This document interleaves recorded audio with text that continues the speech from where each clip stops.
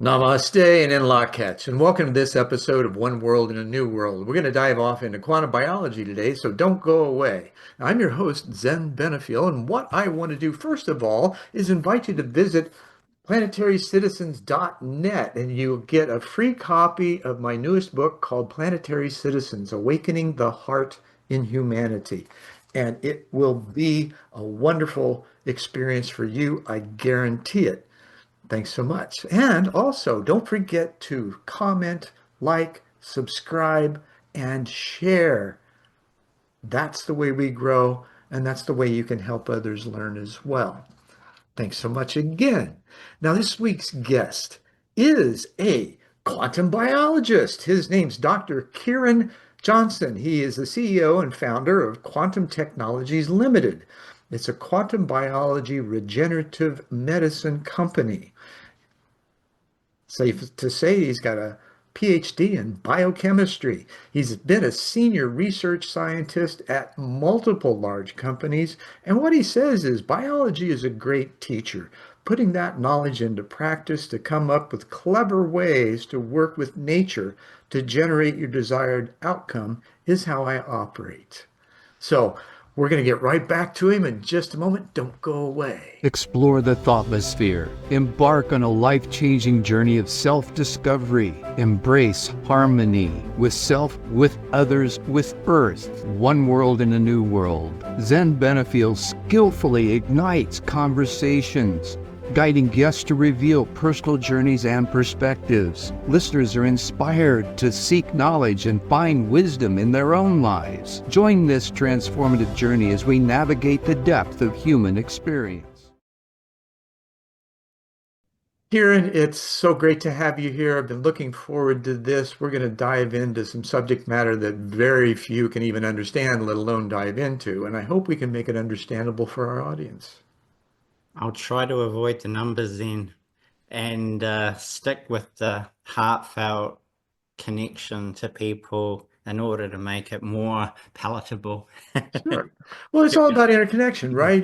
These discussions that we have are about bridging the inner and outer realities. And you've had a very deep inner reality that you've explored and found some insight and wisdom and information that you've been able to bring out from there and share it with the rest of the world. And we'll get into that in a moment. First, though, in bridging those worlds, when Yeah. did you first begin to have an inkling or understand or an experience of an interconnectedness beyond what you knew was possible?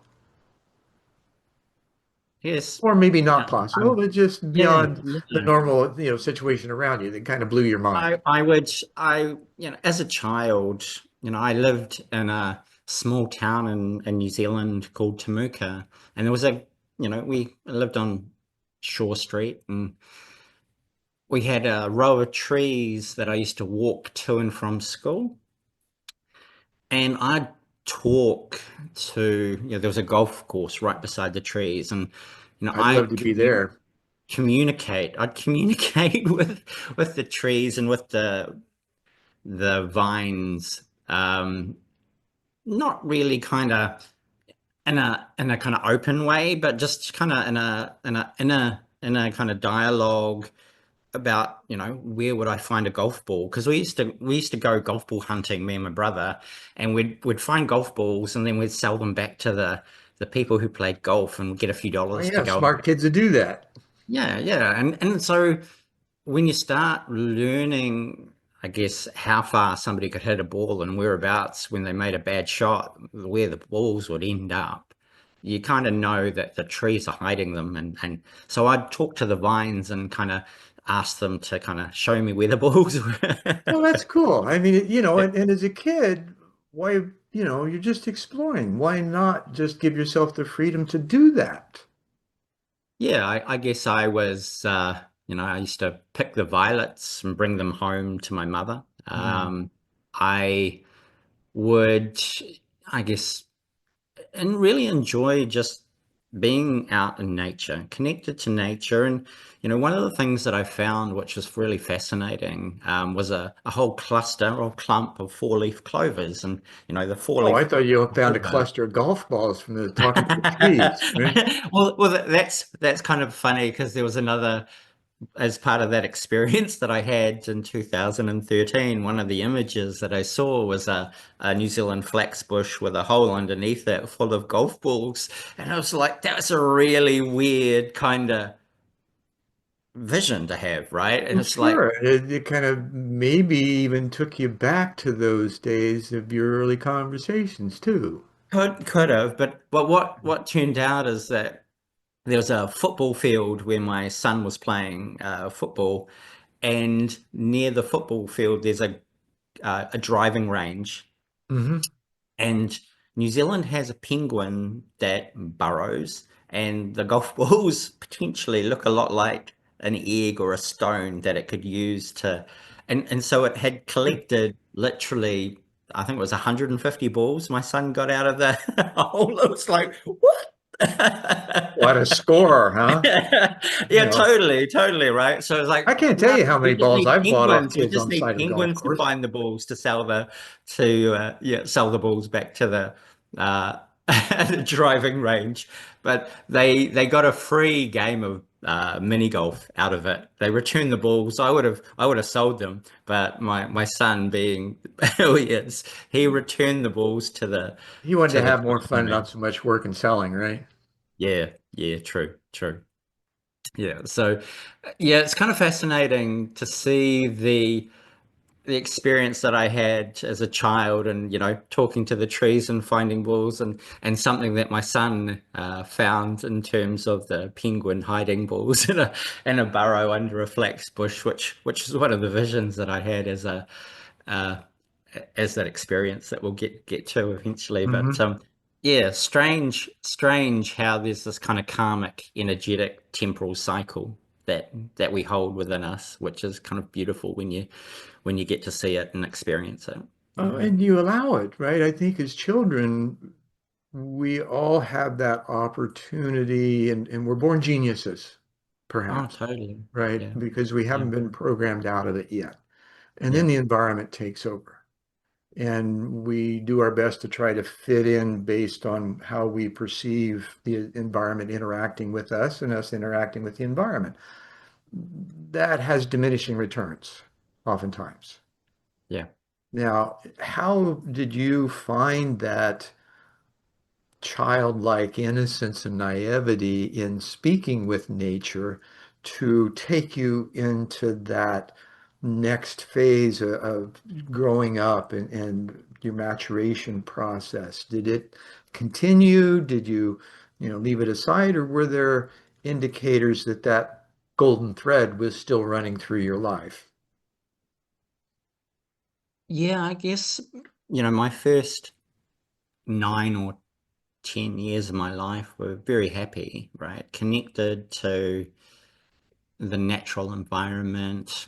My mother and father would call me a bugger of a boy because I would go and collect um, insects, bring them inside, and the my dad worked at a sawmill in the weekend, and so I would go and I would lift up all the piles of wood and get down to the bottom where the lizards and frogs were, and I'd bring Hmm. them home. So we had whistling tree frogs in the toy bush by our swimming pool. And that really annoyed the neighbors because they'd be up all night singing. Yeah, that'd be So, kind of as a fun. child, I guess, yeah, that thread of connected to nature was incredibly strong. And I found, I wasn't really a people person, right? I was the youngest of three children. My elder brother, 4 years older than me, my sister, 5 years older than me. So I was a little bit of a loner, and I found, I guess, the solace in nature, right? Hmm. Hmm. Connecting to nature in that kind of natural environment. Um, Yeah, those were things that, as kids, I grew up saying that I had a woods that was so 3/4 of a mile square maybe, and it was a half mile, maybe a little less from our home. And so I would walk back there as a kid and spend all day by myself. I was adopted. I didn't really think about that, but there was a certain part of me that liked being by myself and exploring nature in ways that nobody else seemed interested in doing. And, I'd sit by the creek and play with the tadpoles and frogs and salamanders and snakes. And, sometimes I'd bring them home. And there was just, and my parents never said anything about that. I think they thought that it was maybe kind of cool because they Yep. saw the excitement in me. And when I was excited about something, they were too, most of the time until I became, my late teens. Mhm. Yeah, I guess my life changed dramatically at 11 when mum committed suicide, right? So that Oh really man, that's what shifted. was that? I mean, because there's in today's world, right? There's a lot of frustration, pain, suffering, trauma, and those are that event has got to be one of the worst traumas a child could experience. How do you operate inside with that and get through it? Well, as a child, you don't have the tools, right? You don't have the tools to be able to even ask the question of why, or and that deep pain was in me for a long time. I'm sure it Um, was. and what was interesting is what led up to that. Um, I was in and out of hospital. I wasn't growing. I was very small for my age. They even, tested Yeah, you my. got to watch out for those short people. Well, I come from the land of hobbits, so It's like, my, they even, tested to see if my digestion was working properly, and mhm. I was in hospital. I had problems, and it was all kind of stemming from the external environment that I was in that was leading up to my mother kind of having Yeah, there mental would have health. had to been some extenuating circumstances for something Oh, to go to that definitely, extent. Yeah. definitely. And I didn't, as a child, as a father, you try to protect your children from that. And what I was experienced after mum's death, I couldn't walk really without pain for 6 months in my hips and knees. I ended up having psoriatic arthritis, and it was really, traumatic. You hold this trauma in your body, and it, Well, it yeah, you manifests withdraw in from disease. everything Ah, because you've been totally. hurt so deeply that all that pulling in is going to have some physical effects. Yeah, yeah. So I did. I very much learned about pain. Mhm. It was like, yeah, Sure. as a losing a parent, um, the inability to communicate, the changes in your environment, no control whatsoever about what's happening Right. around you. Right. Yeah, So yeah, I you didn't have do. the pain of, say, if I may, Yeah. um, being orphaned and adopted, right? You don't really know about that. I found out when I was 4 years, 4.5, when they brought my sister home. My parents decided it was time to tell me I was adopted. And at that point, kids can really go awry, right? With all of the whys, right? Yeah. Yeah. And fortunately, for whatever reason, I didn't have those questions. Yeah, they were there, right? Who's my real biologicals? Why did they give me up? But the concern at that level wasn't there because I experienced unconditional love from these parental units that had been taking care of me. So there was no angst in wondering if things could be better, right? They were just Yeah. amazing for me. What I did ended up the question that came as a result of that was if I have a father and mother in heaven, can I talk to them? Now, for a Mm, 4.5-year-old, where'd that come from, right? yeah. And soon thereafter, I found out that I could. And that's kind of an interesting story. Not for this venue, though. Yep. We're talking Yep. about you. So as you began to move through this trauma in your body and transcend it, how did that process evolve? Really, it was the only kind of way I knew how, and that was essentially ignore it, suppress it, and block it out. Mm, So I buried it internally. Um, and yeah, I had questions that I wanted answered, but I didn't know how to ask them, and I didn't know who to ask. My family wasn't one who was open enough to talk about these kind of sure. traumas. So yeah, I reached out as well as an 11-year-old to kind of ask the father why is this happening? Hmm. Um, what was I wanted to understand. I wanted a reason for it, and Sure. that kind of sent me on a Do you think path of parents achieving. today have, because, we're probably not that dissimilar in age, and, we have some maturation that we've gone through. And, you're a father. I know, I don't know if you're a grandfather yet. I've got eight No. great No. grandkids. So Wow. there's this notion of what can we do, knowing what we do, to help prepare, to be more open, to be more nurturing of these kinds of neurodiversity and experiential events that haven't been talked about and have, by our own recognition, caused unresolved trauma later in life that then needs to be addressed. How do you see that changing in the world around you? Well, I guess the changes that I've made in order to kind of own my story is to be open about it, right? Hmm. Just speak openly. Um, the interesting thing with that is my immediate, family, my wife, my children, they're sick of hearing it. It's like they don't want to they don't want to listen.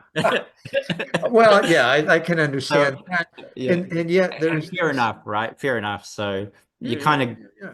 the experience of letting it go and letting it all out, incredibly healing and regenerative when you release that at such a subatomic energetic level that they got to witness that, and that's just like, well, let's put that over in that basket and we won't go there. So in a way, the communication globally openly is something I'm very happy to share, because it was such a revelation in terms of, as a scientist, witnessing transcending experiences subatomically within the mind in Hmm. that energetic kind of doorway is so confronting for somebody who And had, exciting. incredibly, and you want to share the excitement Oh, with yeah, others, and yeah, it's just yeah. like, It's like, no, well. no, no, no, I'm a kid. I'm one of your kids. Ah, enough, Dad. Wait. Yeah. No, don't go there.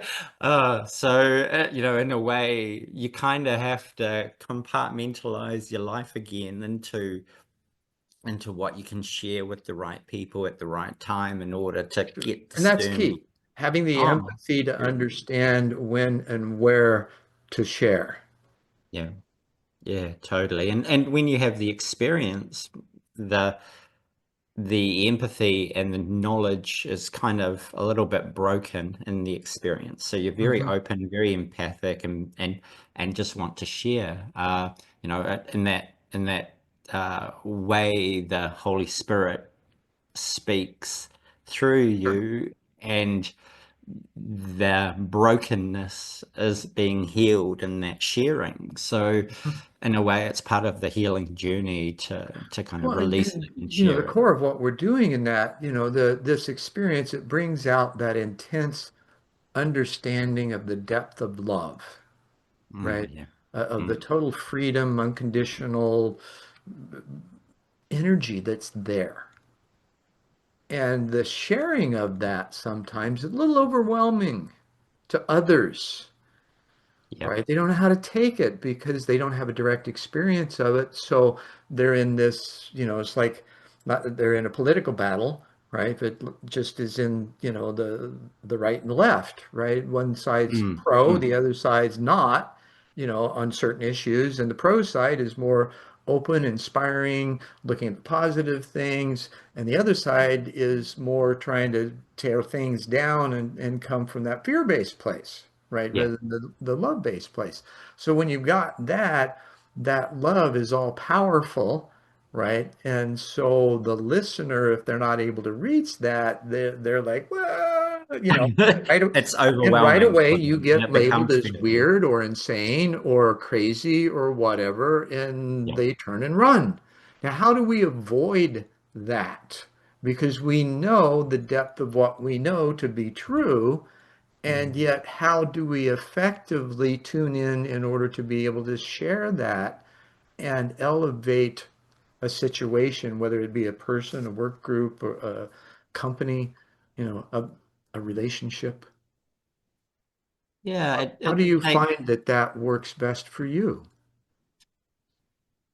for me, I really enjoy my time alone.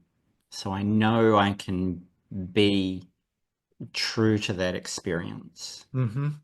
and reach the light You're not a water sign within. by chance, are you? No, my wife is a Pisces, Okay. but I'm an Aries, so I'm head, right? But what broke in me and the healing that came, that love really kind of centered me back into a holistic kind of unification in Hmm. my own being. So yeah, you have to give people space and the time for them to grow themselves.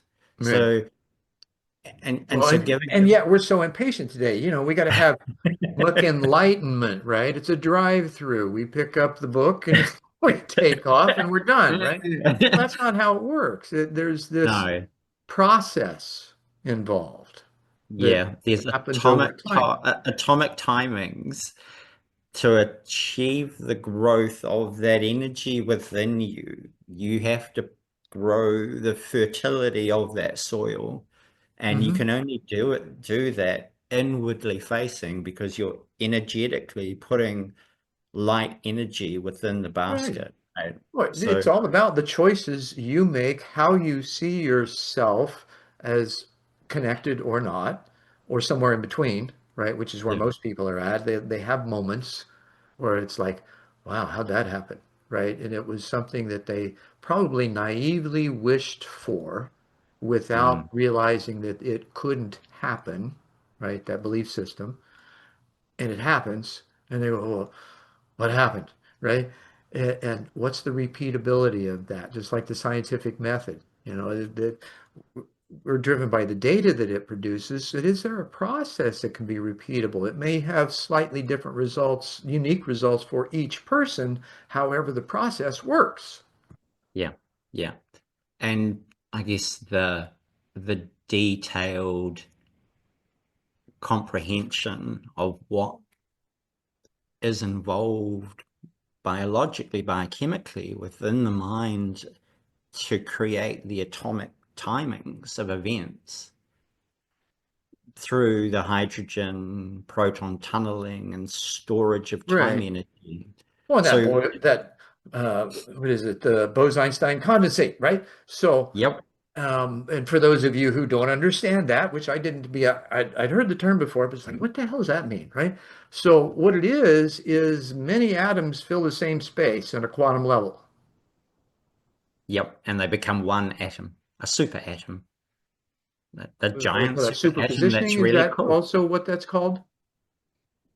Well, in a way, the superpositioning produces the one wavelength. So there's only one Okay. wavelength that's correlated to the state of the ground state of those atoms all becoming one Hmm. atom. So it's And like supercomputers now, yeah, right? well, it's a They're operating on simplification. multiple quantum dimensions, if you will, same space, just Yep. in a different place in that space on a subatomic level to where all of that works in harmony. And hopefully they'll get it down to where there's, They still have a percentage error in the calculations, but still, when you can take a 10,000 year equation and do it in 90 seconds, that's a major ego leap in opportunity. And and when you look at the features of, you're no longer having to use the Pauli exclusion principle, which means that, the electrons aren't in different places. They're actually more like photons of light, and they can overlay more like a laser. So you get coherent states. So the Hmm. increased coherence in a quantum system, in a Bose-Einstein condensate, essentially gets rid of the mass, it gets rid of the charge, it gets rid of the concepts of separation, and it enables coherent unity. This sounds strangely like the concept of nothingness, Precisely. Yeah, you right? go back to the state of the beginning where everything is there, but you can't measure Can't see it. it, can't measure it, don't know it's there until poof, we observe it, and all of a sudden our attention and our awareness perhaps even produces it. Just because we don't know Precisely. it, So it's we don't know connected any different very and don't know that much. we can't. Yeah, yeah. So the potential's there always. And what I explored as part of being a scientist at a government institute in New Zealand was the Manuka honey having these ring systems, like dopamine has a ring system, a Hmm. hexagon Well, aromatic. everything's ring. Everything has a ring to it, just like the truth. Oh, totally. And the hydroxy radical system, which is an energetic way that biology uses to break down molecules back into CO2 and water, Hmm. that opens the ring. It's like a can opener. And when it opens the ring, it releases what was inside. And the energy inside, based on the Bose-Einstein condensate, the coherent state, is released all at once. So that's what happened. That's what I experienced. And I got to Like witness, Big Bang on a small scale. oh yeah, a one atom scale of an unstable atom being Yeah. released. Well, and potentially, an evidence of the subatomic fractal of the cosmic whole. Does that make Totally. sense? And that's Okay. the beautiful thing about the ring system, is its radius corresponds to the age of the universe. So it has this beautiful symmetry with I it. know in our earlier conversation, you brought out that, and I like, wow, I love how math correlates things. And, as much as we can determine in the current state of our understanding of the math, Yeah, right? And what we can measure. And, we're getting into this area where, you can measure the speed of light. We know what that is. We know what yeah. the speed of sound is. We haven't really thought about the speed of thought yet. No. Now, in my explorations, and I don't know if I shared this with you before, but I only found one reference to it. There may be more, and I hope there are.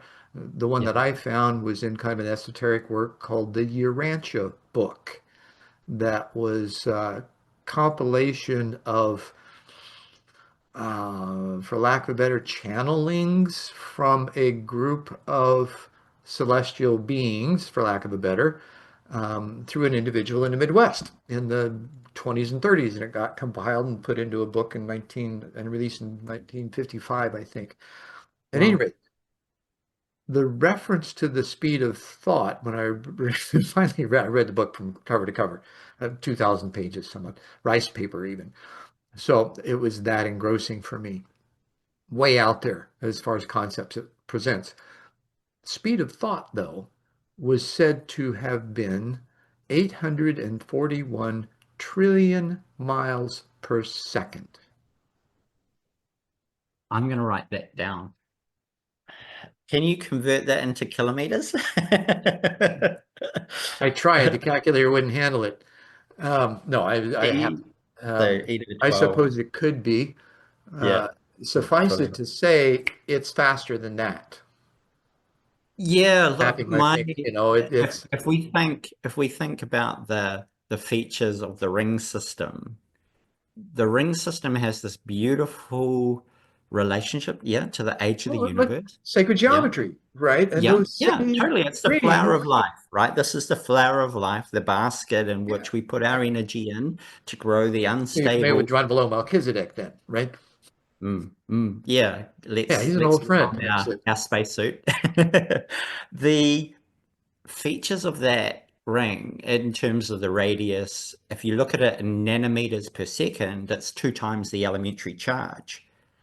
So what we have is a connection to the vacuum field through the ring that every second we're getting a positron and an electron being produced. And if you think about fight, flight, freeze responses, Hmm. when when we've got three layers of timings, we've got the tauon, the muon, and the electron. And so the hydroxy radical, the timing of its half-life is in between the tauon and the muon. And so when you break the ring open and release the energy, energetically you can have an out-of-body experience. Energetically, you can have functionality that allows you to respond faster than conscious awareness allows. So it's like So you're operating on a vibration rather than choice yeah, well, in it's some remember respects. the energetics coming from the field goes through the system every second so that Hmm. you are aware unconsciously of what you need to do to avoid danger, right? So it's a Sure. natural part of our biology and how we have Well, even developed. indigenous tribes, right? The Maori, right? Oh yeah. Over next to Well, you, right? yeah. Yeah. Yeah, New They Zealand. talk about the three brain system, the gut, the heart, and the head. And the Yeah. gut has so many, we know now through medicine that it's got more neurosensors in it than we Oh, ever totally. imagined. Yeah. And Yeah. so this is where we're connected to the energy, the solar plexus, the chakra, right? That this is Yeah, totally. And Hindu, I'm Kundalini, all that. focusing on one atom and the tiny scale of what's happening inside the ring and the fractal beauty of the gut, the heart, the mind, the reflection and the mirroring that we have subatomically is able to be seen in our biology. And so it's like, oh, the So would reason this for have to do like with body posture, micro expressions, and things that we aren't aware that we're doing when we're experiencing something that somebody else can say, hey, did you realize you did that when this happened? Yeah, and if you think about when you have something really close together, you got lots of energy in such a small environment. It's like a cascade of events. The energy of that is so much, but it leads to motion and movement and expression, and it Hmm. is subatomic cascades of energy coming So, through these processes. right. And so I look for ways to express and correlate and share the possibilities, right, of how that might Yeah. be experienced. We talked a little bit earlier about the heart pulse that both you and I have felt at times, and others probably do too. And it's such a momentary experience that happens when there is a release of tension in whatever relationship is happening, and there's an opening to love, right? And it's just that it's just a pulse, and it makes you go, wow, what the. And yet it happens, and by paying attention to that, not just the observation of it, being willing to step up and say, oh, did you feel that too? Right? Now that's where the weird people come in. Well, it's not weird, right? I know, and it's What the thought of as science such what the because we don't science talk is about it. showing there. No, well, yeah, true. It's like, well, it's even when I first saw my wife to be and I was compelled to say I'm gonna marry you. It was like, what the Well, and where mine did walked that in front come of me. I from? Like, literally heard, I felt my heart flip when she walked in yeah, front of me. I had a yeah, dream of hugging her 3 weeks before. The yeah. energy, Oh right? yeah. And so when she walked in front of me, my body recognized that energy and said, hey, wait a minute, pay attention. I know, and it's like we have to come to terms with the fact that the future has actually happened already, and consciously our observable reality at the moment is actually in the past, right? Because it takes time for the conscious Yeah. experience to be knitted together cognitively to There's that speed perceive of thought the. thing, right? Where it Yeah, happens yeah, so quick we don't totally. even And if we go recognize. back to that, if we go back to the speed of thought, the Yeah. Planck energy is 7.4767 e to the plus 30, right? That's a And lot of decimal points. yeah, it's the e to the plus 30 is really the feature that you compare that e to the 8 in terms of the speed of light, and e to the 30, right? It's like, well, 20 22, you know, e to the 22 energetic times faster than the speed of light. It's just like, oh, so our connection to this cognitive information superhighway that Hmm. happens within us, yeah, the energy is, it's not in meters per second. It's actually happening in Planck lengths per second subatomically, but we perceive it cosmologically. Good old Max. Ah, yeah. And when we see that, and the positioning of the electron at n equals 1 in the hydrogen atom through that 1 second timing is at the right place at the right time, Hmm. right? So energetically, it's going through the tau-on, the muon, and the electron timings, and we are then perceiving the electron part, right? We don't typically get to perceive the muon because it's at 2.2 e to the negative 6 Right. of a second, or the Well, tau at on it. least, we understand, and you mentioned hydrogen. This is really key, I think. Oh, yeah. And we spoke about this before. So hydrogen, uh, you've equated it to being key in this release, right? Now, Yep. when you consider what you've found and the relationship of, well, the experience I had, I was in one of those moments, right? My guide shows up, takes me across the universe, introduces me to a three sun system. They tell me they're not only my forefathers, they're the forefathers of my solar system. And then that's all I get to figure it out, right? Yep. Well, Yep. the question that I had that produced all of that was, where does the Trinity come from? And so I had this answer. Now, what do I do with that? As I'm coming back, I'm thinking, okay, proton, electron, neutron. I don't take it down into the talon and muon as you do. Um, Yep. you know, could have probably, but it wasn't necessary because of the model that was present. That's in everything. That Trinity, that proton, electron, and neutron model is in everything except hydrogen. And hydrogen then, most plentiful gas in the universe, powers the sun Yep. and is the bonding agent for our DNA helix. Mm-hmm. So considering that sun, whether it's SUN or SON, Like the and sun and its moon. Yep. direction from the Father being the light, the creator, in that case, right, with the three, right? Mm. When you break that down into the experience, it's like, okay, here's a possibility that consciousness, this all-pervading, permeating awareness that we have access to, specific to us, right? It goes back to the Vedas, where they're saying, we're all divine threads incarnate, capable, connected to source and capable of God consciousness. Well, what's Yep. that mean?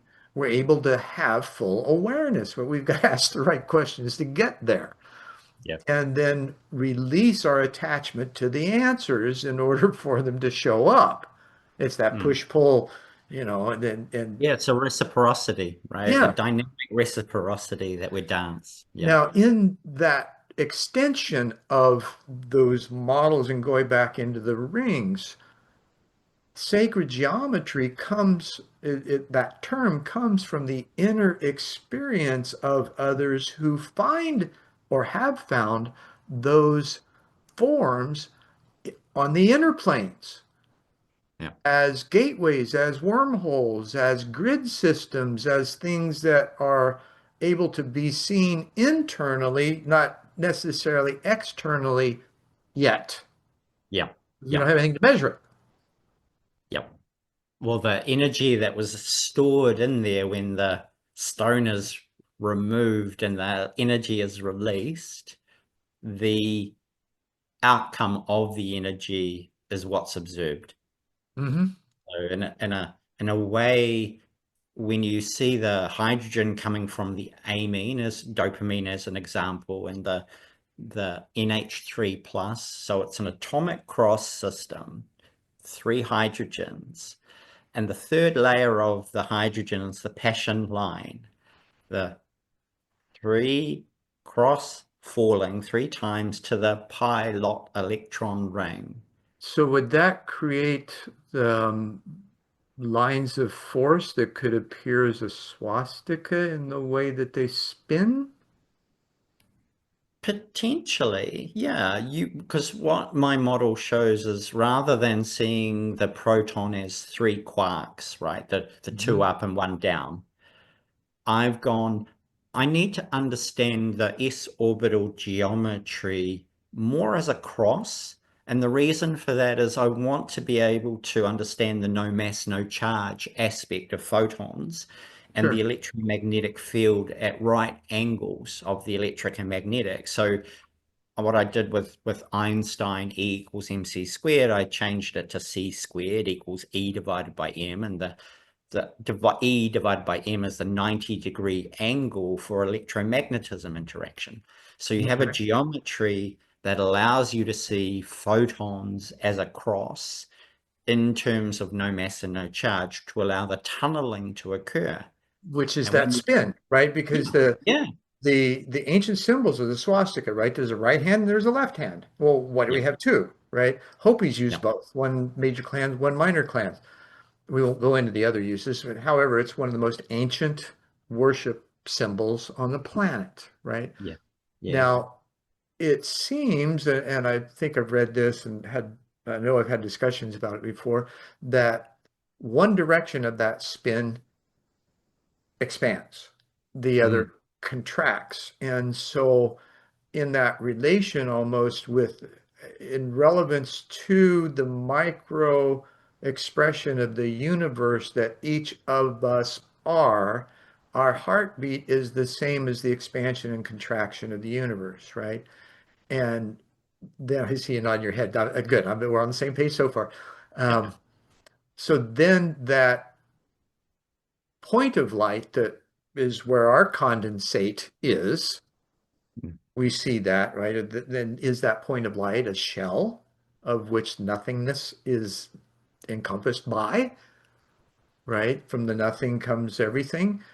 yeah, Through that light, it becomes form. The light and music turn into form in a condensation, right? yeah, yeah. Now, how is that with each heartbeat, the spin out, the spin in? Is there a possibility that understanding that and learning to at least perceive that in one's own being, where might that take a person? Your own experience being reflective of that, of your great time to pause and let's hold that tangent for a moment and take Mm, off on mm. another one. We'll bring them both back to the circle. In your experience, what did you go through? Because you had a phenomenal awakening that led to all of these discoveries. Yeah, yeah. So, you know, I, got married. I saw a ball lightning, when I was living on Adams Terrace a few days before I met my wife, and Mhm. well, saw my wife walking down the road, and I was compelled to kind of say, I'm going to marry you. And then I actually met Just her happened to under show up, didn't she, right? Guy Fawkes Night, right? Guy Fawkes Night, 1999 is when we actually met. And so it was like, well, okay, I didn't realize that was the person that I saw walking down the street. So she, Catholic, right? I wasn't brought up Catholic. I'm a scientist. But you know, Yeah, we like ended Howard up. Bloom, right? He decided he was an atheist right before his bar mitzvah. I ended up, going through 10 years really of, holding children in my arms on Sundays at church to listen to sermons and try to integrate the the science I knew with How this does it all kind of. fit? Right? Yeah, I want to make sense of this, right? I want to make Sure. sense. And, learning that science can only really measure stable stuff, stable atoms, and that only shows you 5%, and the rest is kind of unknown and it's kind of avoided. It's put in the too hard basket, especially Hmm. for biology. As a Too fast. biologist, Did you say too fast to catch yet? you need a good catcher's mitt if you're going to see faster than light. Right. And that's the challenge, right? If you're using light as your yardstick to try to measure things, anything too fast is unobservable, and anything that's unstable is therefore not part of the paradigm of measurement based on materialism or that reductionist thinking. Yeah, So it's it's hard like to you have observe blinders that, on and you right? can only see the stable stuff. That's Right. that's what science can see. Well, like the And Higgs boson, and the scientists thought they saw some stable things with the decay of a particle that they assumed was there because they saw the decay based on the data that they read or data.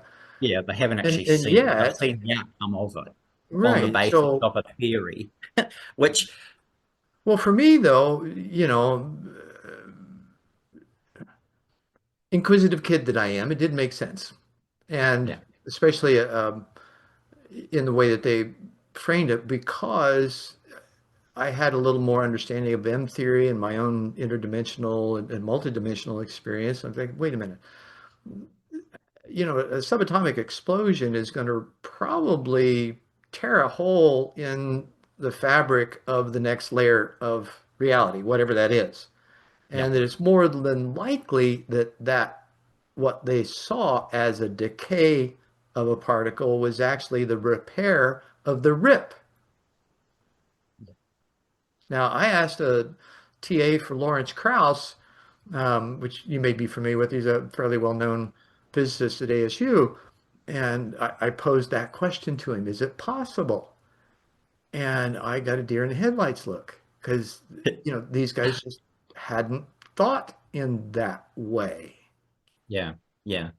Yeah, my model with the dopamine and the pKa, so what a pKa is at a particular pH, the dopamine molecule with its amine, it can either have NH2 or NH3 plus. And the dopamine is what gives us the woohoo Happy, feeling, happy, happy right? feeling. Yeah, the euphoric experience. Right. The The cortisol makes you go, oh no, Yeah, yeah. the ultimate And butt pucker, so I call it. the function of the nitrogen delivering the hydrogen into the ring to store the energy, the atomic energy over time to make atomic clocks, right, Hmm. in our biology. When you see the pKa at 8.93, so at that pH at 8.93, 50% of dopamine molecules are going to have NH2 and 50% are going to have NH3 plus. So it's the halfway point at pH 8.93. And Okay.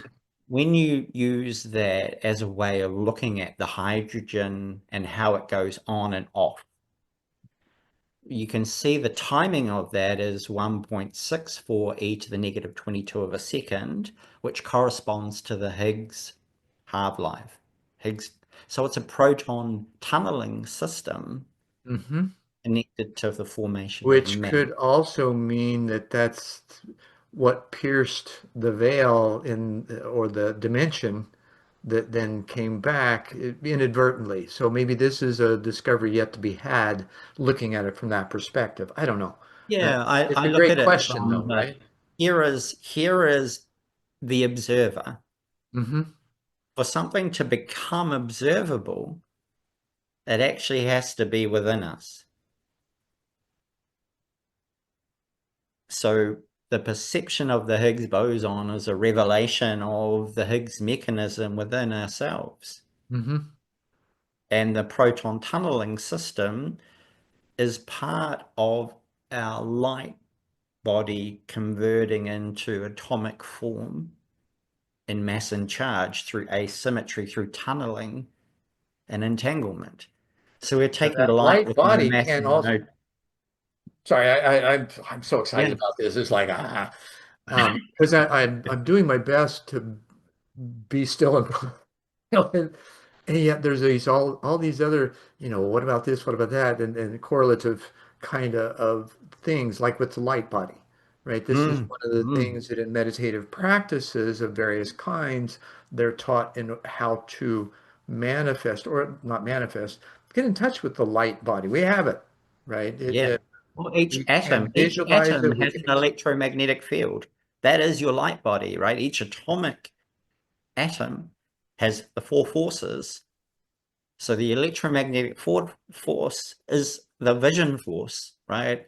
So you are witnessing the electromagnetic field Mhm. within the structure of the atom as And you can part actually of, be in that electromagnetic field and project it elsewhere. This is what remote viewing is all about. yeah, yeah, totally, And out of body totally. experiences, astral travel, all those kinds of things. And then now that's taking it outside. How do we take it inside? Where do we go? What happens then? So Let's go back to your experience and how you yeah, found yeah. it. So the going up to receive communion in 2013 with that unresolved trauma within me and making the choice of releasing it, giving it Mhm. back, right? And picking up the cross in terms of understanding the symbolism in the story of the Passion of Christ and how that relates to the biology of the pathway of hydrogen proton tunneling into the ring system, and seeing the symmetry between the two stories, one biochemically within us, part of memory formation, memory recall, making unstable atoms. So I was working on Manuka honey. The Manuka honey has this hydroxy radical ring opener. Going up to receive communion, my mirror neurons fired. So innocence of the child still within me, with the trauma still in me. Mirror neurons fired, put my body into the geometry of Christ on the cross at the back of the church. Literally stuck in a geometry where I couldn't move. All of a sudden, it's like the door opens, the ring breaks, and there in front of me, golden sphere of light, 2 meters in size, like literally a couple of meters away, going, okay, I've got my hands going out to receive communion. I've got an orb of light in my hands, and there's two small spheres on either side of this sphere, this 2 meter sphere of golden light going up to kind of hand it back, right? So Yeah. literally out of body experience, What going an up, hand back the pain. experience. It's like, oh wow.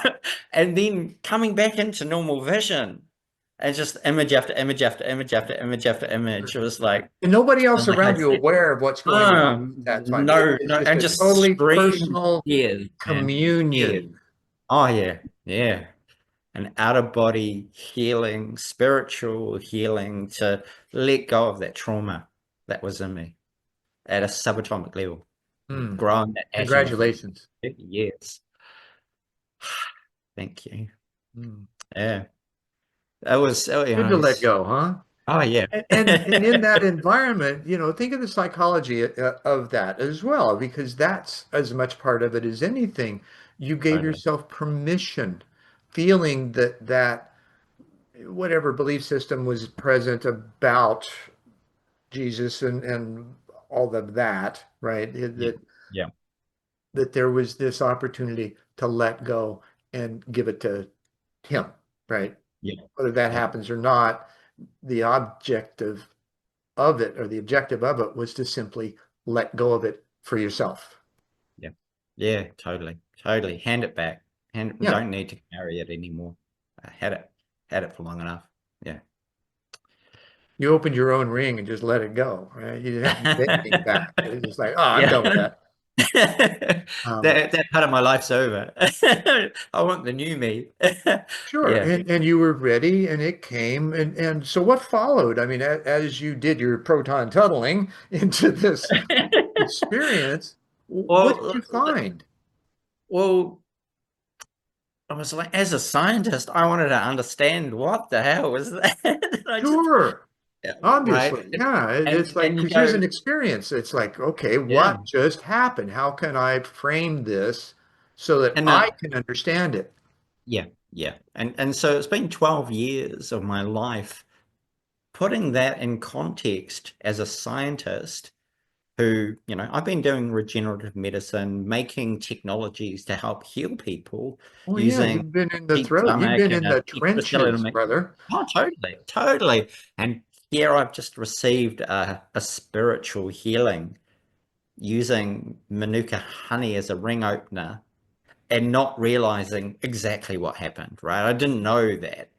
Sure. So here I am having, just received 8 million electron volts of energy in 23 milliseconds from the decay of this atom within me that I'd grown for 30 years.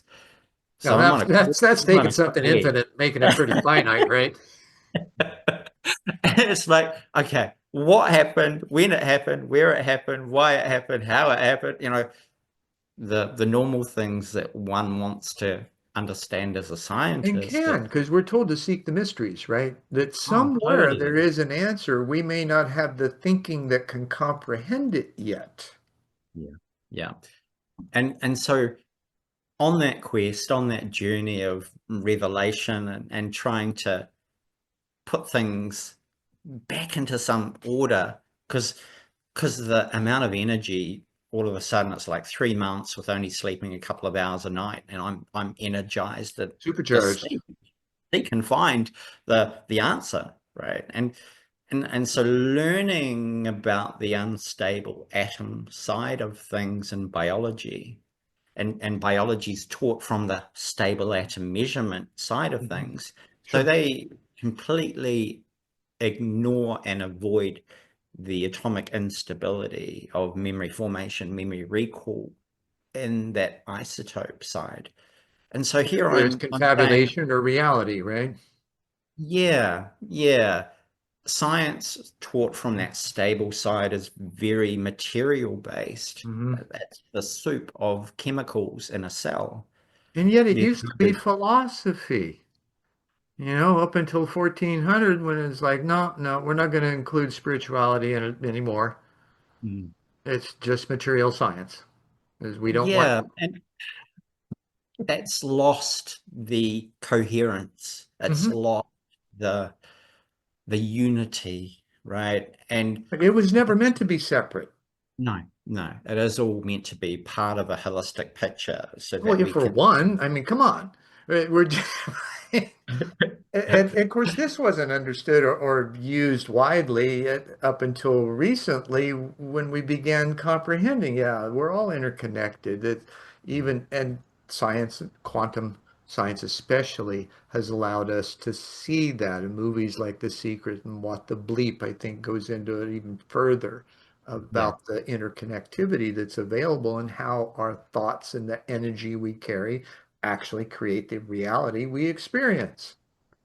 totally, totally.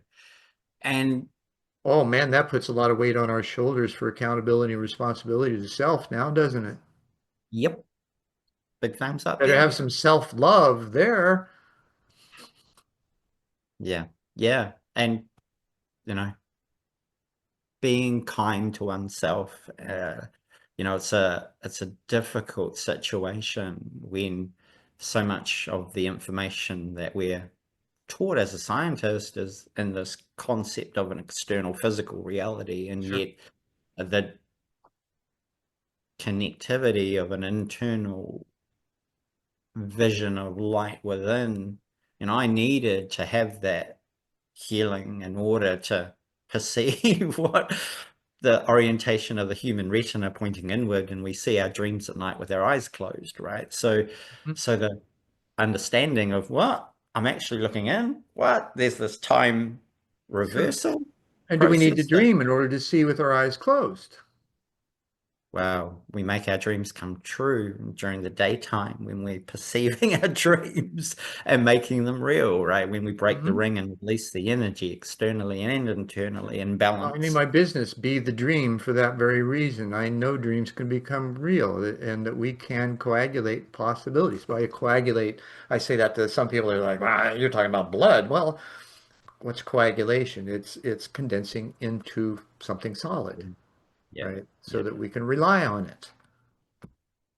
Yeah. And learning, I couldn't learn the experience through what I knew. So I had to kind of let that go. So let go of the idea of making measurements to be able to prove something. And That was a that's tough one, I'll bet. it's like, oh, measurement only gives you the past. To perceive the future, you have to let go of measurement in order to then see balance returned and what's operating through balance. And so that was kind of restoring the positron into atomic theory, making the proton, electron, and positron pairs and c squared in terms of light in its electromagnetic field. It allowed me to then start to learn the wavelength of the passion line, Mhm. learn the functionality that has in tunneling into the ring, see the timings of time reversal and the relationship between the ring and the age of the universe. And it was like, oh, so that's my atomic timer. What atom did I witness to break the ring? And so it was a Hafnium 15672. And it's like, oh, Hafnium. I was like, midpoint of my life. Oh, okay. So my kind of experience was connected to a transition, right? At a point in Mhm. the middle of my life. And I was born in 1972, 18th of the 4th, 18 times 4 is 72. Oh, okay, mum was 36 when she took her life, and that's half of 72 and a double of 18. So I started seeing numbers and their Oh my God, there were so relationships. many patterns that you just brought It was like, together, kind of ah, indiscriminately, but at the same time, you saw them and there was some relevance of the connectedness of them that was perfect for you. yeah, yeah, precisely. It made sense that, oh, that was that Hafnium atom. Oh, so there are 84 neutrons in the Hafnium atom. And and seeing the decay at 23 milliseconds, my wife's a 23 and I'm a 32. So we're both fives and together we're one, right? So I saw all these numbers and I thought, so if that's 84 and 72, and the difference between that's 12, and that's an alpha particle emission. And the alpha particle emission then gives annihilation of positron and electron and proton and neutron matter antimatter symmetry. And that was the energy that put me out of my body, that then allowed me to perceive 1 over the 23 milliseconds or 43 years up to the 2056. And in 2056, I'll be 84. So it Mhm. showed me this timings of events in my life and when I'm going to be where, and the imagery of the future. And it was like, oh, so I'm not crazy. It's like the experience That's gave me debatable to some, I'm insight. sure, Oh, right? totally, totally. And But they don't so matter, right? As long as you get it, you're look, you can think it's comfortable, crazy, but nobody that's else what matters, happened. right? Here's how I've kind of solved the puzzle, right? I've solved my puzzle of what I came with and what I was here to do. And where So, you're taking it. Now, speaking of where you're taking it, how does this become relevant for average Joe or Jane, right? How do we incorporate this and the, for lack of a better, astronomical numbers? Not that astronomy has anything to do with it, all, the astrology certainly does, and maybe astronomy too, because we're all stars and we're all star dust. This is one thing that's just really odd. We don't realize just how connected to the earth we are because we're made of it. oh, totally, totally. And what this shows is that the starlight within us in that electromagnetic field within each atom of our body is created through the proton tunneling system. So I Mhm. found the process of being able to create atoms is happening within our biology. And that's why, if you think of an enzyme as an example, a matrix metalloprotease that has a zinc atom at the active site, it's not coming from the food that we eat. It's actually being grown within the atom based on its environment to make the zinc at the right place at the right Mhm. time for the functionality. So we've really got biology based on materialism really wrong. And we can Well, only see it's the like stable side of things. Dr. Laszlo, he and I had a discussion, and I thought I was being smart, saying, we got quantum physics says we got 99% space and 1% material. And he says, I would say we're 100% energy. And stopped me in my tracks because it was true, Yeah. right? And Yeah. quantum realizations are that all things are vibration. It's the matter of the frequency as to how far it condenses. Mm, mm. And the process of condensation through implosion in the aromatic ring breaking is part of growing what you need where you need it. And it's a space and time geometry of the ring system correlated to the radius being the age of the universe. Well, on a Yeah. practical level, too, it means um, don't worry, be happy, right? Beautiful. It's like the whole Yeah. thing about don't worry about the Yeah. sparrows, they're getting fed, right? Yep. So it's available just the same for you as it is for them. We just don't see it that way. And because of our selfish nature rather than selfless nature, we go to war and we have conflicts and we want resources and stuff and acquisition. We're like a bunch of Ferengi, right? Mm. And how do we get out of that?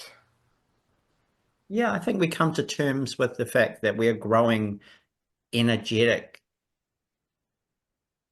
systems that are transcending, so that the energy that you have within in a subatomic energy, which is powerful, means that you do not need, and you have everything you need already, right? It's like, actually, I can Now, that draw doesn't on mean the to go out and become a energy. breatharian. Well, no, I'm not saying that people need to do that. Like, what have I done? What have I done as a scientist is to create this product now from Manuka honey, the royal jelly Mhm. proteins that I'm isolating, and I'm growing atomic energy for people in the ring so they can apply it topically into their biology in order to give them healing and regeneration, turning pain off and supporting vitality. So in a way, you can't go from, Yeah, and you pain is know, just constriction of flow of energy. totally, totally. And when you break the rings open and you let the flow occur, Superflow, right? oh yeah, yeah. And that process can happen very quickly when you use something topically that contains the vibrational energies. Hmm. And, Well, the skin's an organ, right? It's oh, the totally. And it's largest organ of the connected. body, and it absorbs things in nanoseconds. Oh, totally, totally. And it's a beautiful way of delivering and avoiding first pass metabolism. It's a Mhm. beautiful way of restoring connection cognition to light and the environment. So, we are, I think fortunate to be um, able to learn how our biology is working at Mhm. a subatomic quantum level. Now, did colloidal silver have some basis in this as well? Because I know that the electrolysis of the silver rods produces colloids in a suspension, and that those colloids then act as conduits for the body's own electromagnetic energy and puts it wherever it needs to. And whether it's topical or internal, it was discovered that this is a great way to minimize disease, to promote healing. I know for me, we had nasty flu go through the teaching or teacher ranks at the high school I was teaching at in the 90s. And most of the teachers were out 2 to 3 weeks with it. I mean, Wow. it was Yeah. nasty. And I had a friend of mine that actually wrote a book on colloidal silver on my computer. And so I learned a lot about this. And so when I first started getting the symptoms, I thought, okay, I'm going to try this. So I went home and drank, I think, 4 6 ounces, I'm sorry, 3 6 ounce glasses that night or that across the evening and did the same thing the next day. So Wednesday I got the symptoms, Thursday, Friday, Saturday, and Sunday I did the colloidal silver regimen, and Monday I was back at school. Wow. Yeah. Yeah, look, um, we've got so much to learn in terms of there's this process which is a high energy system Mhm. that creates quantum coherence. So it's like the way of it's not individual molecules, it's not individual atoms. There's an entanglement process that unites biological systems into a harmonious organization. Now, does And that have a sound to it? You know, the Hindus talk about the Shabda. mm, mm, whether you can perceive the sound is, that's a part of the electromagnetic Sure. spectrum, Well, in the right? The, quiet moments, I think we all, if we really pay attention mm, to the quiet and hearing what's really there, and sometimes you got to go really deep to do that, right? Because you got to wipe out all the other extraneous noise. It's there mm. automatically. Yeah, it's, you think of how many cells undergo apoptosis, about 50 million or so cells undergo, well, it's 50 billion cells undergo apoptosis every day. Yeah, Pre-programmed cell and every death. 7 years you've got a new body. Totally, totally. And so that ring opening the hydroxy radical system is operating in apoptosis to make CO2 and water from those old cells. So you're getting rid of the damaged part and replacing it through the energetics to So grow the the new. apoptosis is kind of like a digestion process. Yeah, yeah. A cellular, internal cellular automatic digestion process to break the cells down into CO2 and water in order to create the quantum coherent communication system in our biology. So we have this natural system for healing and regeneration. And if you look at even undergoing a cell division, right? One cell turning into two daughter cells, that's there's a symmetry and a replication at an atomic level where the two up quarks become a down quark, and the two down quarks, because it's an antimatter side of You got things, me standing on my head already. decay to become the two up quarks again. So we have this division process connected to atomic theory in the quark system to make antimatter. Antimatter has a short half-life, which then decays into matter. So we've got this divisional kind of process, and that's made from the apoptosis system through proton tunneling because it stimulates the tunneling system. So So our back, body is yeah. regenerating through that process. And if that wasn't there and wasn't functioning properly, we would get old very quickly, right? So the healing and regeneration within our body is subatomic in creation of antimatter to create the energy for healing and regeneration. So what I think I hear you saying is that you found a door to longevity in some way that then would indicate that, yeah, we can understand this mystery and we are designed to be long living. I mean, for crying out loud, Bayard Spalding took a bunch of scientists to Southeast Asia in the 20s looking for monks that were supposedly 6 to 800 years old and found them. Yep. Yeah. Yeah. Well, the way I look at it, you think of an electron being made from the vacuum of space through this aromatic ring system. The ring is the age of the universe. So theoretically, our biology is already 13.8 billion years old, right? So at that level, And so That's really hard to fathom, isn't it, for most people? Just like, wow, I just got my mind and my whole being blown, right? And yet, why is it so difficult to open our minds and at least be inquisitive, curious of possibility, and instead of, nope, that's not possible. Don't believe it. I think Not my it's very experience. confronting, Impossible. right? It's very confronting. But Mhm. what it's kind of showing is our perception of time is mediated through the aromatic ring. So scientifically, we are having to use the filter of the ring to make it consciously observable. Mhm. So we really don't have an understanding of age of the universe. Or time. Yeah.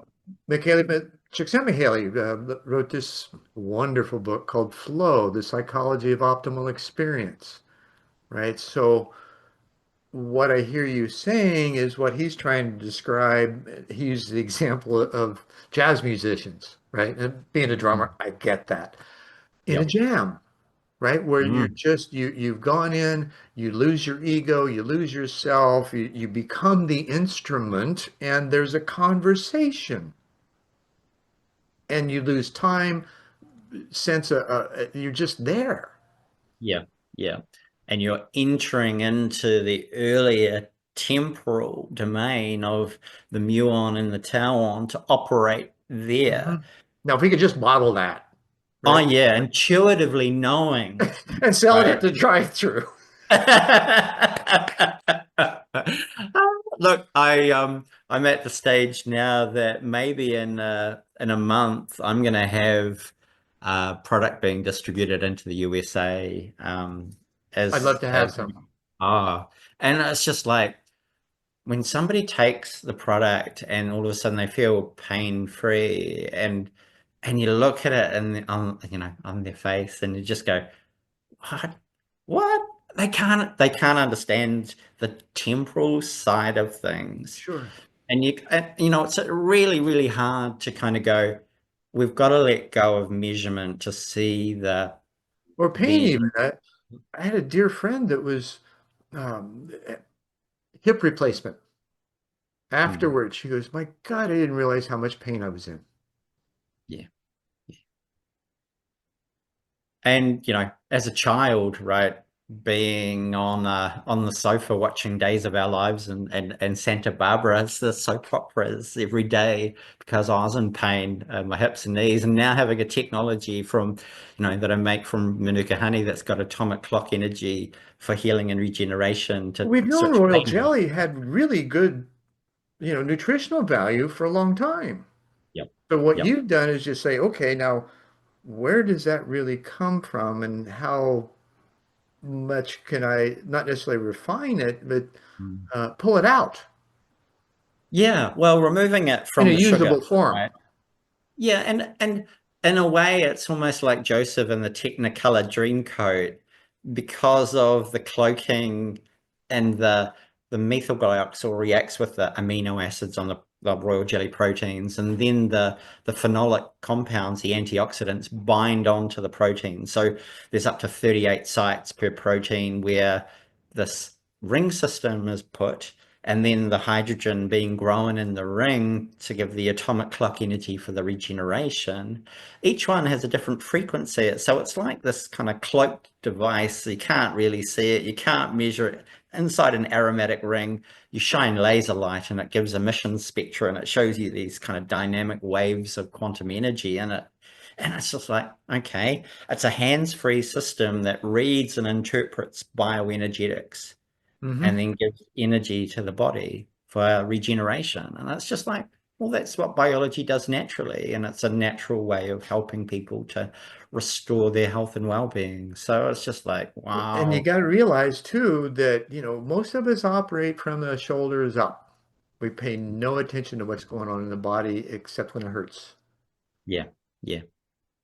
And Now, and the challenge to kind of bring forward something that is very revealing in terms of here's space and time united in an unstable atom system housed in a ring. It's the atomic regenerative system. Hmm. It is the longevity energy system. And we grow our energy through proton tunneling. And that's connected to our memory formation and our Every memory time you say recall. proton tunneling, I think of a wormhole, right?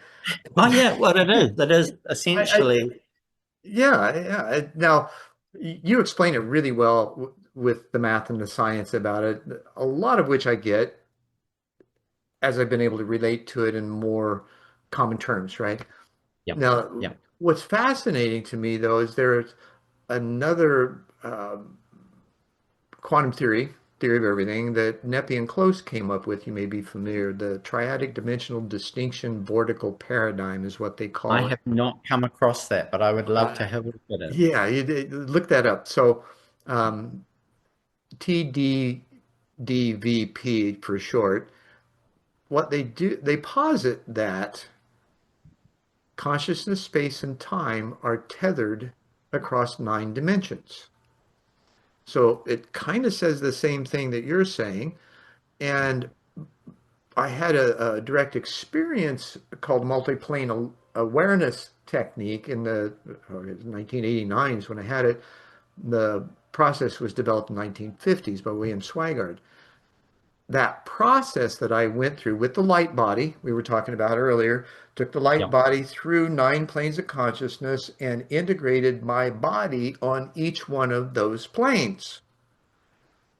Now, with Nepean Close's model, each one of those dimensions, I think it's synonymous, right, are also tethered. So the reality is that's our bandwidth as humans that Mm. we can experience this next level of eternality, and we can't go above that until we do. Yeah, the experience that I had, I'm because I've gone, well, one over that half-life timing gave me the number of years. And why do I So you're relate? saying your half-life? Yeah, the half-life. Each unstable atom has a half-life, right? Right. And the 23 milliseconds, the way the ring works, right? You can look at it in different ways. You can look at it based on the radius and the age of the universe in meters per year, and that gives you a 1e to the negative 20. Or you can look at it as nanometers per year, and it's a 1e to the negative 11, or nanometers per second, and it's 3.17e to the negative 19 coulombs, which is the 2 times allometric charge. So when you take 1 over the seconds and half-life, looking at the number of years that correlated with this half atom that I witnessed the decay of, 43 years, taking me up to the 2056 and doing kind of the calculations for that. So that, interestingly, I was 11 when mum died, and 1 hydrogen is this correlated scientific expression of what hydrogen looks like in a proton and Maybe electron. that's why 11's a master number too. Yeah, yeah. And then we have the helium, He 42, Hitchhiker's Guide to the Galaxy, Or and two at us, right? yeah, the features of. I was 41 when I had my experience in 2013. So Hmm. there was this kind of 1 in 3 feature in 2013, right? And after 30 years from me 11, now 41, and seeing 43 years of information, which is on the other side of 42. Right. So in a way, it was like, I got to go, oh, so helium. Okay, helium of a Bose-Einstein condensate, that Hebet kind of model that I've developed made sense to me because of the spiritual healing through Christ on the cross at church. And then it's like, oh, okay, I'll look at, so I'm born on 18th of the 4th.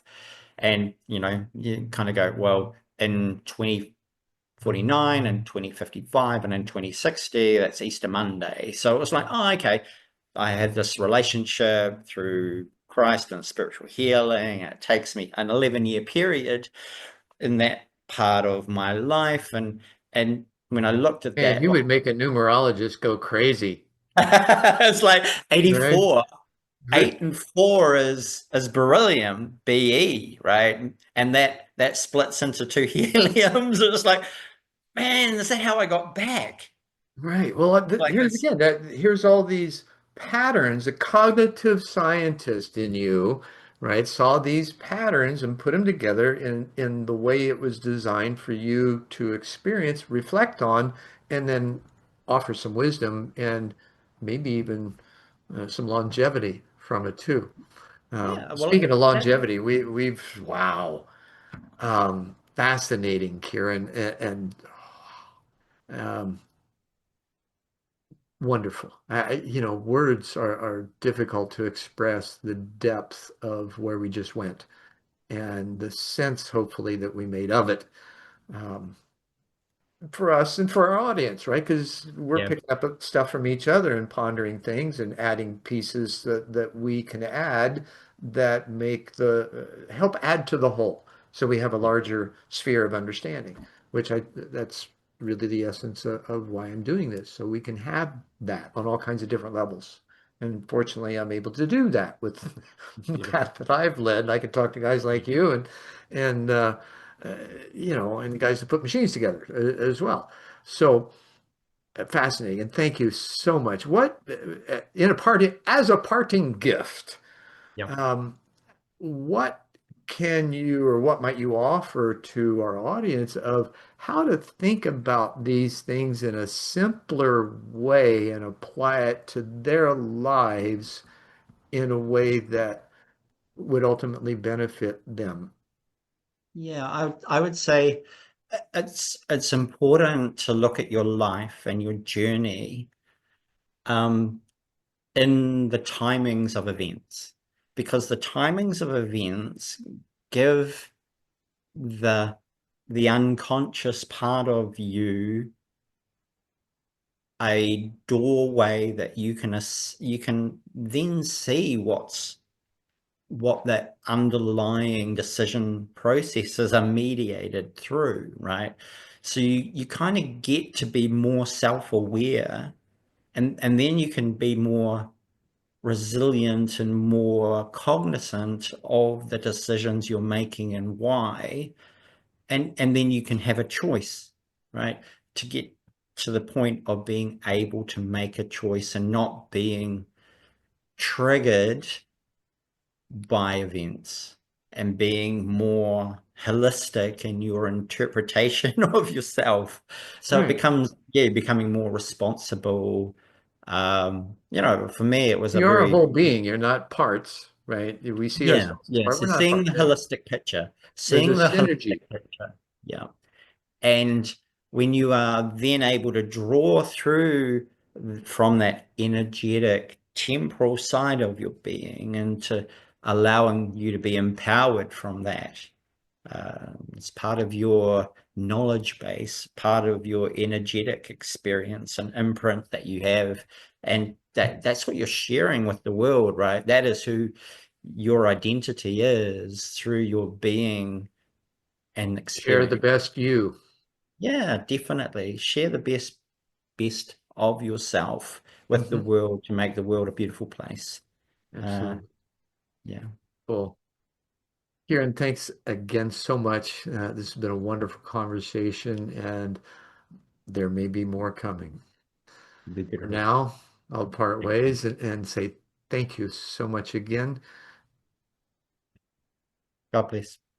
Namaste and in catch. And thanks for sticking with us for this episode of One World in a New World. I know you've had a blast. I've had too. And hopefully your mind hasn't been stretched as much as mine has, and it's come back into better order as a result. So one thing I want to remind you, visit planetarycitizens.net. You'll get a free download of Planetary Citizens Awakening the Heart of Humanity, and that's exactly what we're doing here. Thanks again so much for Kieran and myself. I'll see you next time.